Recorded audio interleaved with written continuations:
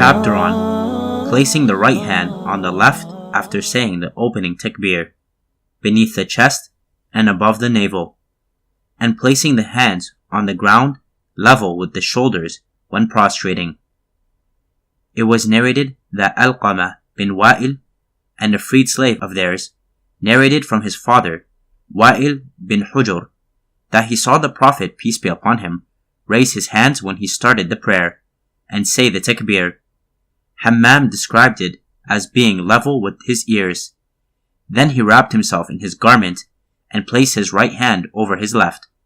When he wanted to bow, he brought his hands out from his garment and raised them. Then he said the takbir and bowed.